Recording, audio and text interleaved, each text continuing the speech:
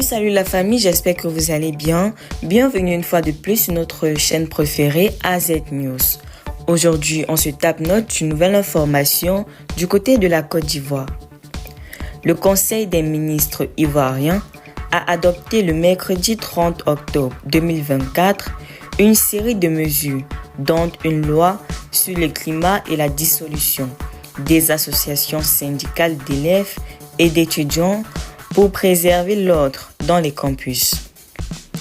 Le Conseil des ministres s'est réuni ce mercredi au palais de la présidence sous la présidence d'Alassane Ouattara. Cette session a été marquée par l'adoption de plusieurs mesures structurantes pour le pays. Une nouvelle loi sur le climat. Face aux perturbations climatiques qui affectent la Côte d'Ivoire, le gouvernement a adopté une loi renforçant le dispositif d'adaptation au changement climatique. Le texte organise la gouvernance climatique et prévoit la création d'instances dédiées, notamment une structure technique pour piloter l'action climatique et les marchés carbone. Réforme numérique et cybersécurité. Dans le cadre de la stratégie nationale de cybersécurité 2021 à 2025, le Conseil a validé la création de l'Agence nationale de la sécurité des systèmes d'information. Cette nouvelle structure centralisera toutes les mesures de cybercriminalité pour mieux protéger les systèmes informatiques publics et privés. Dissolution des associations syndicales dans l'éducation.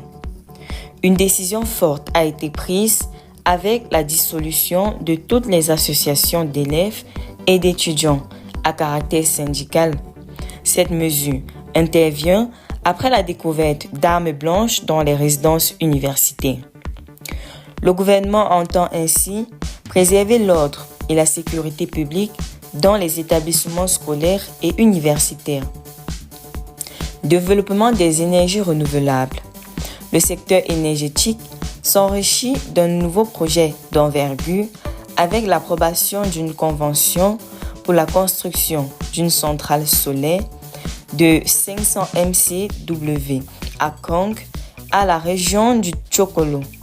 L'investissement de 37,45 milliards de francs CFA permettra une production annuelle de 92 304,36 MWh.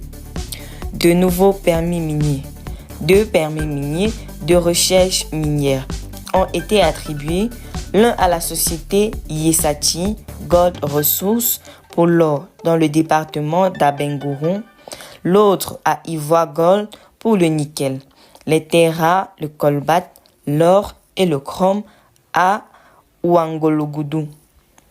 Ces permis valables 4 ans respectent les conditions techniques et environnementales. Restez toujours courtois en commentaire et respectez les règles de communauté. N'hésitez surtout pas de vous abonner à la chaîne, de liker la vidéo et de la partager.